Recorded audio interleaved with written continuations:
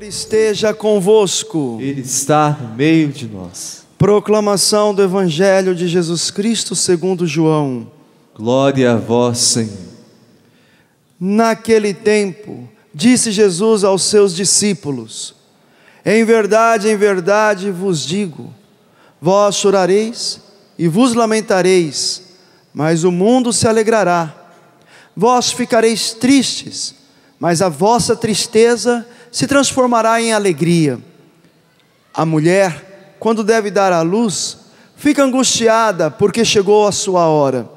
Mas, depois que a criança nasceu, ela já não se lembra dos sofrimentos, por causa da alegria de um homem ter vindo ao mundo. Também vós agora sentis tristeza, mas eu hei de ver-vos novamente, e o vosso coração se alegrará, e ninguém vos poderá tirar a vossa alegria. Naquele dia, não me perguntareis mais nada. Palavra da salvação. Glória a vós, Senhor. Podemos nos sentar.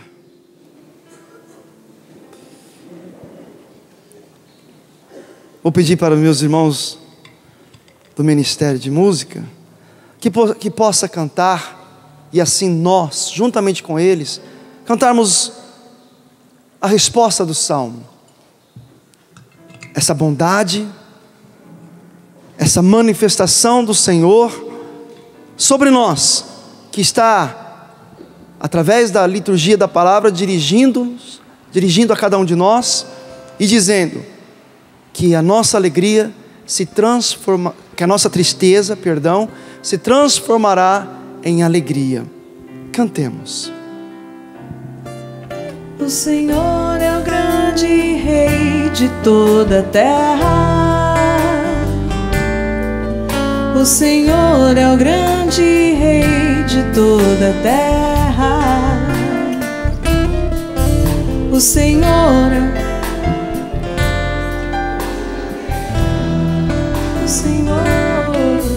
O Senhor é o grande Rei de toda a terra.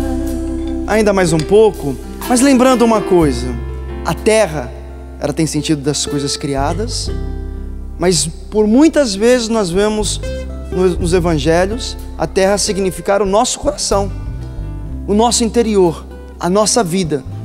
Então, agora nós vamos cantar nessa perspectiva. O Senhor é o grande Deus de toda a terra, de toda a nossa vida. Vamos cantar? O Senhor é o grande Rei de toda a terra. O Senhor é o grande Rei de toda a terra. Com força. O Senhor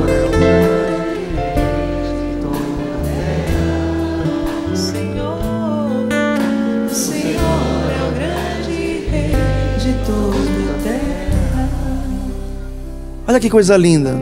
Agora você pode olhar para essa terra, essa pertença, que é esta pessoa que está ao seu lado, e sorrir dizendo: o Senhor é o grande Deus da tua vida, das tuas lutas, dos teus desafios. Ele é o grande Deus, o grande Rei. Ele reina e deve reinar em nossas vidas. É por isso que nós precisamos, cada vez mais, em cada santa liturgia, em cada contato que temos com a palavra de Deus, no nosso estudo bíblico, na via da oração, permitirmos que o Senhor possa reinar em nossa vida. Mas para isso precisamos cada vez mais tomarmos consciência que Ele é o Rei de tudo aquilo que diz de nós, de tudo aquilo que diz da sua casa, da sua família. É Ele a reinar.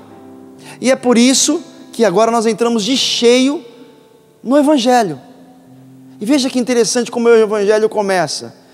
Primeiro, ele nos apresenta que nós choraremos, lamentaremos,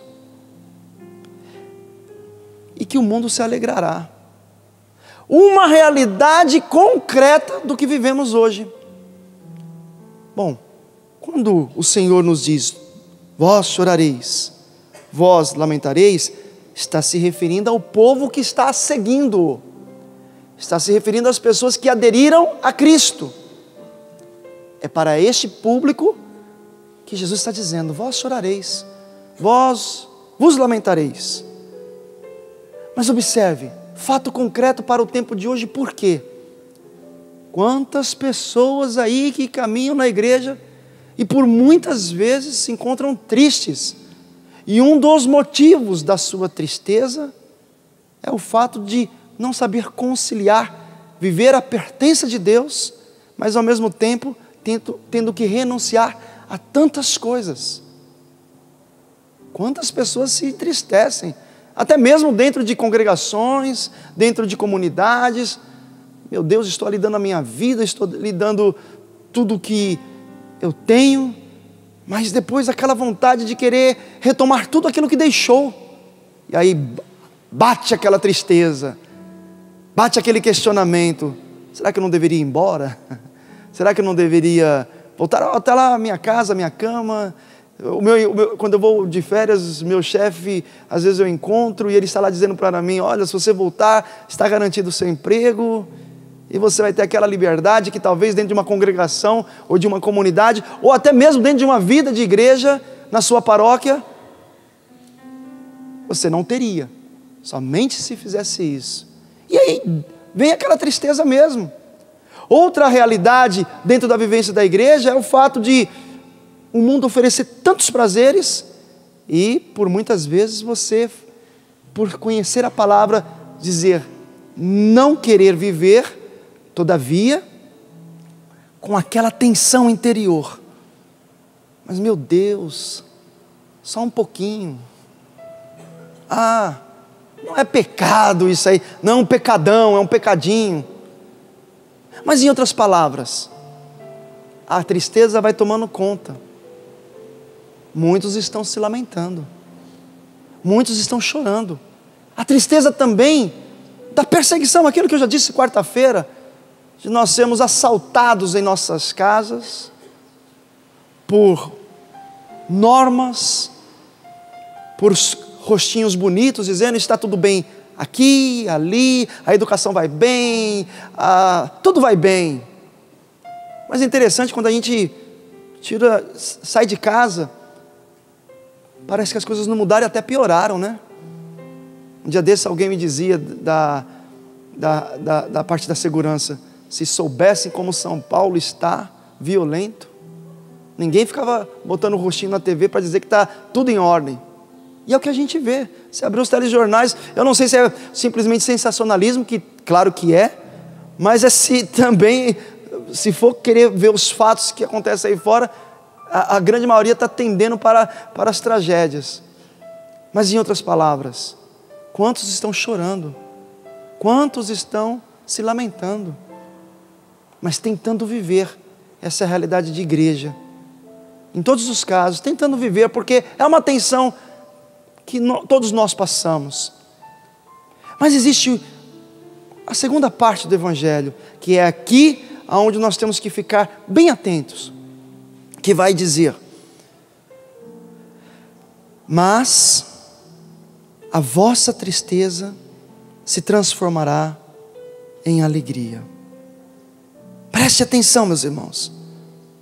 A vossa tristeza se transformará em alegria.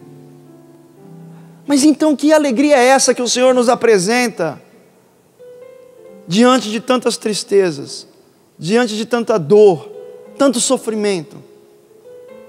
Aqui o Senhor já nos leva a olharmos um pouquinho para além do que nós estamos vendo. É o nosso olhar na presença desse Cristo que caminha conosco, que está conosco, que nos alimenta na Eucaristia, que nos fortalece como igreja unida. Porque eu também posso dizer e posso testemunhar, não somente eu, mas vocês aí podem testemunhar.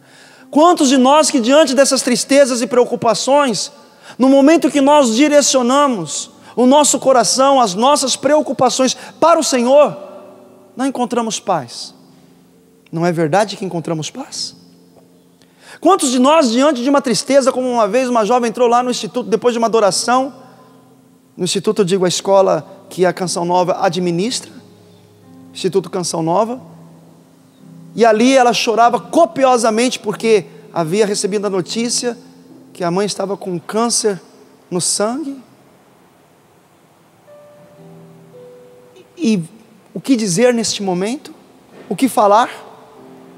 Mas como ela estava dentro de uma capela, porque a condução era feita lá de fora, e ela estava lá dentro da capela, conduzi ela diante do sacrário, e ali eu pedi para o Senhor.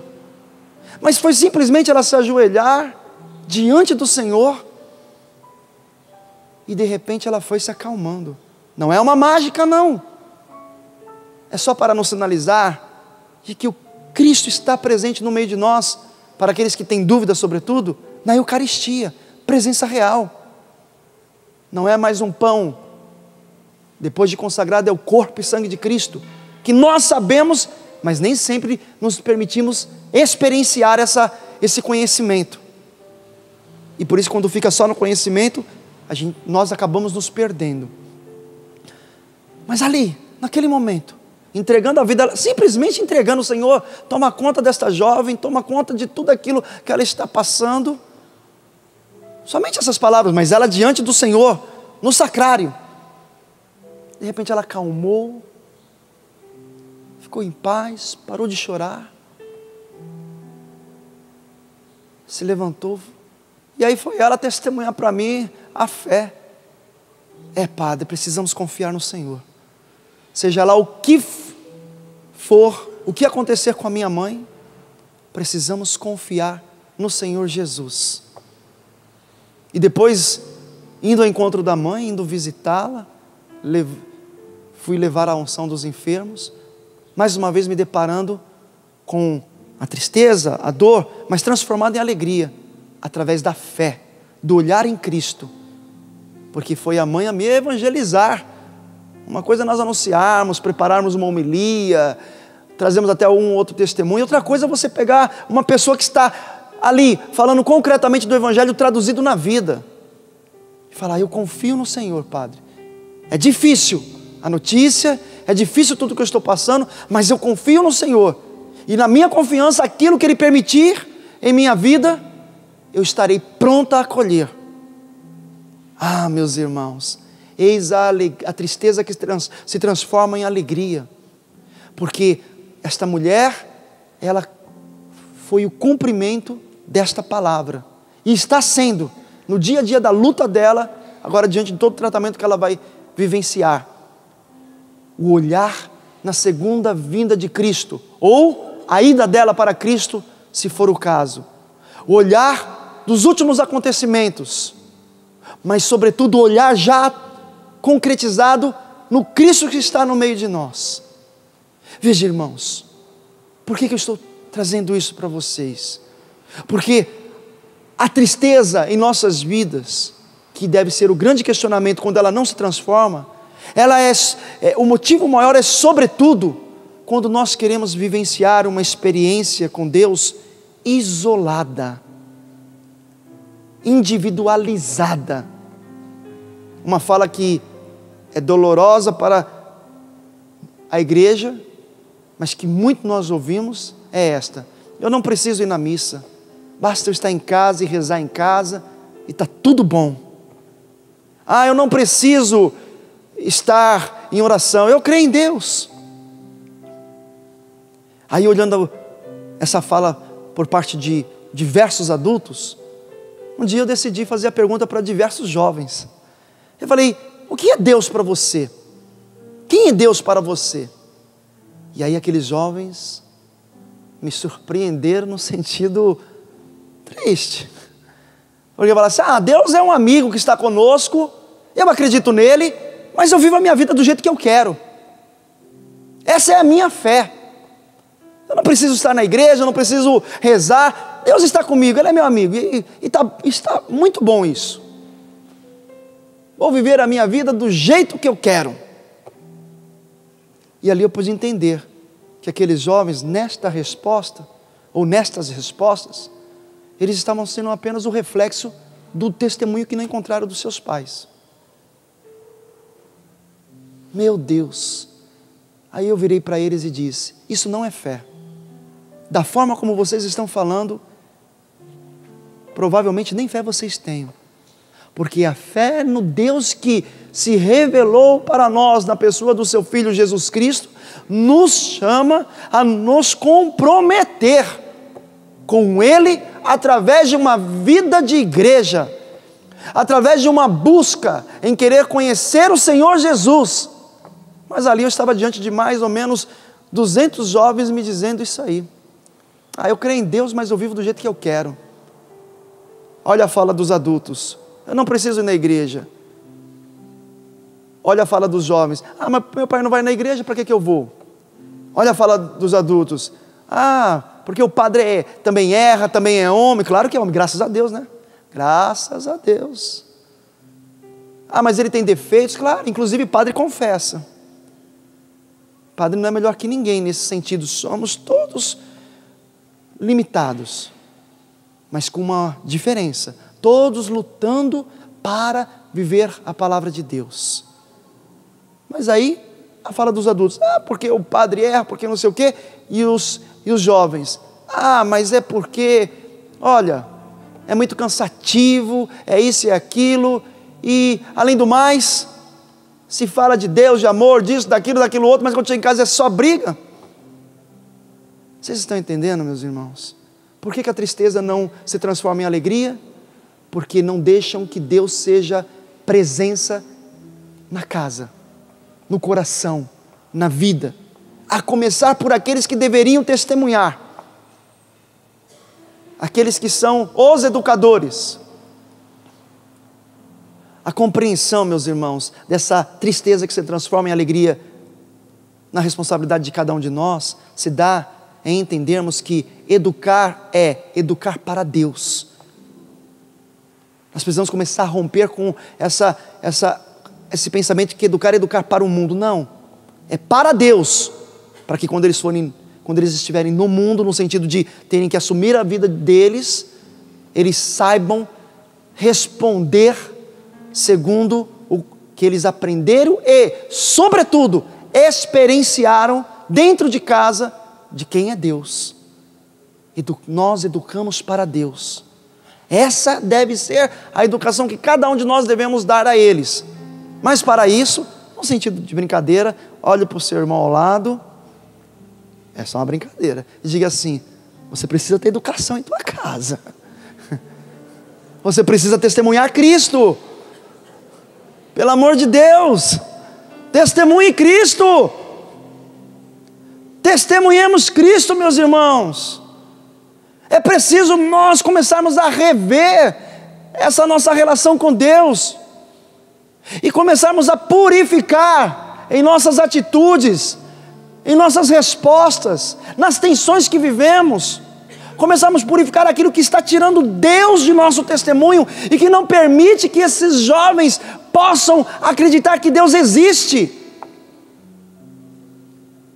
Precisamos purificar aquilo que deixamos entrar em nossa casa como um ladrão, que nós não sabemos a hora que ele vai entrar, mas que quando você está trabalhando também está roubando os seus filhos dentro de casa. Isso quando não está te assaltando, e você lindamente sentado no sofá dizendo: pode me assaltar, pode tirar toda a minha riqueza, a riqueza da minha vida, da minha pureza, e assim dos meus filhos, quando você não coloca os filhos no lado, pode me assaltar. E até mesmo na vida religiosa, consagrada, quantos de nós às vezes deixamos o mundo nos assaltar pela telinha? O problema não é a telinha não, é o que a gente coloca na telinha. Pode me assaltar, pode me levar. Nos tornamos até cúmplices desse assalto. É preciso colocar Deus em nossa casa. Se nós não permitirmos que a presença de Cristo reine em nossa casa, reine em nossa vida, reine na nossa forma de pensar, ora, meus irmãos, nós não conseguiremos tocar nesse milagre da tristeza ser transformada em alegria. Ficareis tristes, mas a vossa tristeza se transformará em alegria. Meus irmãos, por outro lado, esse lamentar, esse chorar, também vem ao encontro do ódio que o mundo tem. Quando eu falo mundo, repito mais uma vez o que disse na quarta-feira, o mundo da diversidade, ódio por não concordar a vida que eu e você, que agora sim, nos decidimos nos comprometer com Cristo, nos decidimos nos comprometer, inclusive fazendo da nossa casa uma igreja, uma casa de oração, uma casa de discernimento, onde a gente tem que ter discernimento no que colocamos dentro de casa, na internet, na TV, nas músicas, no que se ler. O mundo odeia a cada um de nós, odeia, mas bate feio. Vocês devem se lembrar o que eu disse na quarta-feira. Aquele que orientar então os jovens, qualquer pessoa, a vivenciar o plano de Deus, homem e mulher casados, um homem se assumindo como homem, mulher se assumindo como mulher, segundo a imagem e semelhança que Deus o criou aquele indivíduo, 2 a 5 anos de cadeia. Em outras palavras, esse texto desse artigo mostra o tamanho ódio que eles têm por nós. Tamanho ódio. Fora o que todos nós já vivenciamos, perseguição dentro de casa, pessoas que te chamaram de fanático, de beato, de beata, se esquecendo que é tão bom ser chamado de beato, que é bem-aventurado, é aquele que viveu alegria no Senhor. Mas agora de uma forma mais intensa, concretizada, quase aprovada. Ou como os projetos. Olha, aliás, o ódio do mundo não é simplesmente para os crentes católicos, crentes das diversas denominações que acreditam em Deus. O ódio deste mundo da diversidade é inclusive contra o ser humano. Quando me pegam e lançam leis que vão dizer, olha, se a pessoa na família tiver alguém que tem problema de crack, essas coisas, eu não me recordo agora se é preso ou recolhido aí, a família poderá ter um auxílio de mais ou menos 1.300 e poucos reais. E aí numa dessas reportagens a pessoa fala assim, então agora eu vou sair do emprego, porque vou ganhar mais em casa sentada, vendo a TV, vendo a vida passar, do que trabalhando. Pano de fundo, para ajudar a família. Mas de ação concreta, ajuda até a propagar. Mas propagar o quê? A morte contra o ser humano. O mundo da diversidade odeia o próprio ser humano.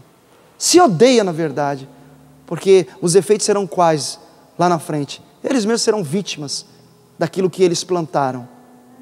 Por isso, nós também, diante do que diz Atos dos Apóstolos, precisamos ter coragem de anunciar Jesus Cristo, anunciar a palavra de Deus, anunciar a palavra de Deus até os confins do mundo.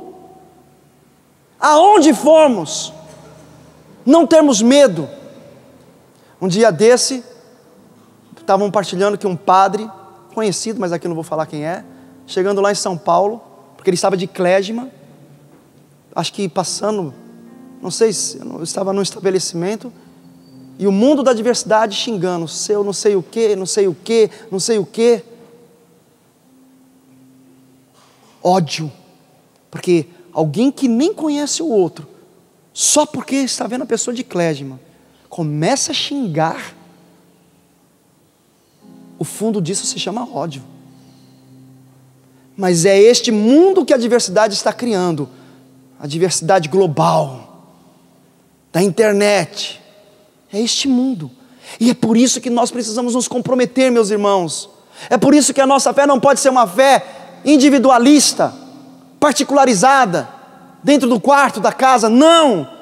No Antigo Testamento nós vamos vendo que Deus, Ele vai reunindo um povo. E a palavra é essa, reunindo um povo, quer dizer, Deus nos chama a estar reunidos como uma assembleia, como estamos aqui, para que juntos vivenciemos o que Ele nos diz no Novo Testamento, quando 2 ou mais estiverem em oração, Cristo está presente. Por isso, meus irmãos e irmãs, faça com a tua casa, conduza a tua casa na via da oração, reunindo o seu povo, reunindo a tua família, que os momentos de refeição sejam momentos onde a sua família volte a se reunir. Basta de viver essa vivência de família onde cada um está no seu canto, lembrando muito bem aquilo que Padre Léo falava, a família, cada um no seu canto, parece uma ilha, todo mundo ilhado. Mas hoje eu poderia dizer assim, as famílias que vivem em cadeias, cada um quando chega o momento da refeição, vai para a sua cela, para a sua cadeia, a cela do quarto, a cela da sala de jantar, a cela da cozinha que também tem televisão, nossa, e ninguém se encontra, ninguém mais se aproxima. O Cristo não mais encontra amor na família. É preciso colocar a presença do Senhor no meio de nós. A tristeza da sua casa se transformará na medida em que você deixar Cristo ser presente na tua casa. E a última coisa para finalizar. Por que essa tristeza não vai mudar? Porque o Senhor está dizendo aqui, olha meus filhos,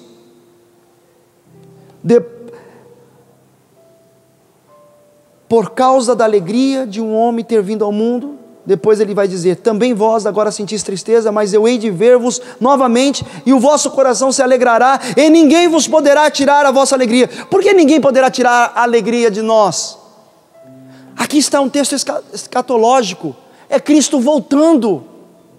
Essa alegria que nós estamos falando não é uma alegria construída por coisas materiais, mas é uma alegria construída e fortalecida pela fé, através do alimento da palavra, como já o disse, e sobretudo na Eucaristia, através da vivência da igreja, mas uma alegria que ela está sendo construída no nosso interior, uma alegria que está sendo construída a partir da nossa entrega de vida para o Senhor, mas com a certeza da esperança de que o Senhor está voltando, e por isso essa alegria não passa, porque por mais que soframos neste mundo, por mais que nós passemos desafios, nós sabemos que o Senhor está voltando, e isso nos alegra, isso nos faz ir adiante. Essa alegria, essa certeza de fé, que o Senhor não nos abandonou e nem vai nos abandonar, mesmo você chorando dia e noite, saiba, creia, o Senhor não te abandonou e não te abandonará. Ele está voltando, meu irmão. A alegria possa estampar o seu rosto, mas sobretudo possa te movimentar. Mas essa alegria que vem da fé em Cristo, Ele está cuidando de você, mas Ele também está te chamando a colaborar com Ele, porque aquilo que é ao teu alcance, Deus não vai fazer por você.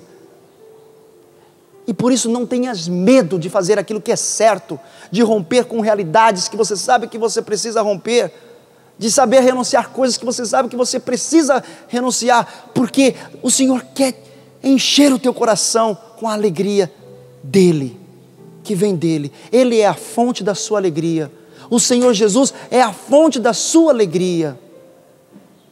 Se aproxime do Senhor, e Ele se aproximará de vós.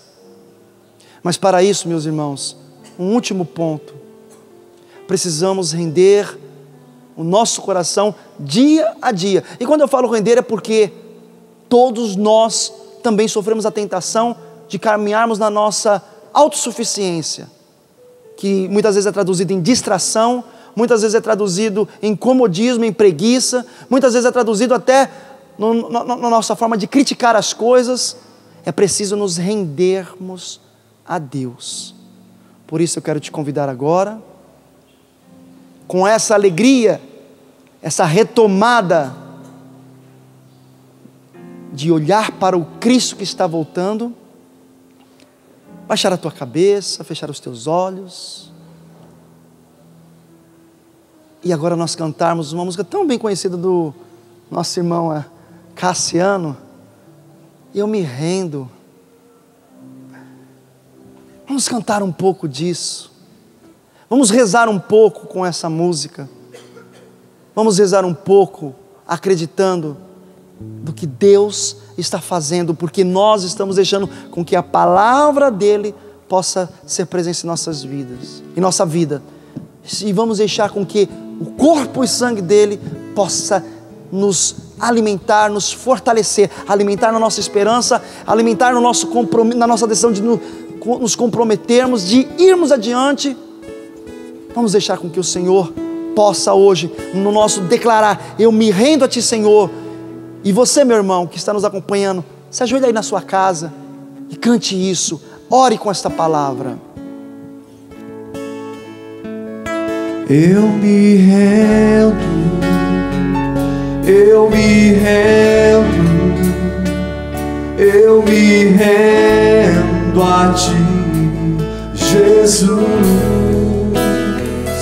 Eu me rendo, eu me rendo, eu me rendo a Ti, Jesus. Diante da Tua presença, diante do Teu amor, diante da Tua grandeza, eu me rendo a Ti, Jesus. Eu me rendo a Ti, Jesus. Vai chover, vai chover, chuva de bênçãos do céu. Vai chover, vai chover.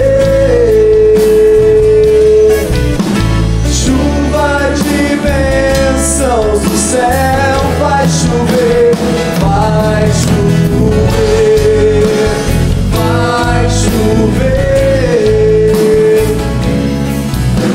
chuva de bênçãos do céu, manifesta o Teu poder.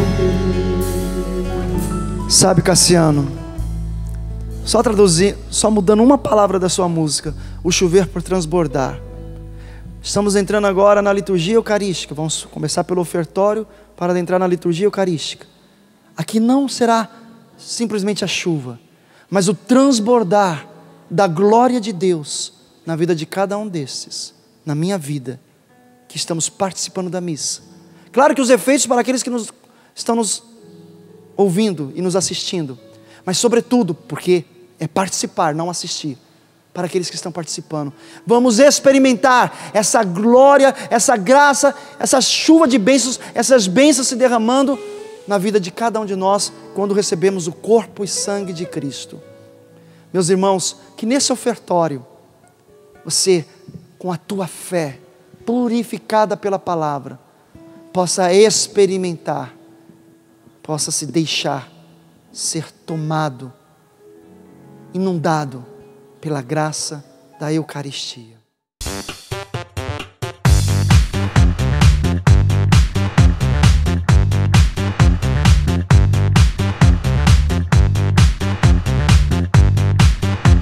CançãoNovaPlay.com. Assine já!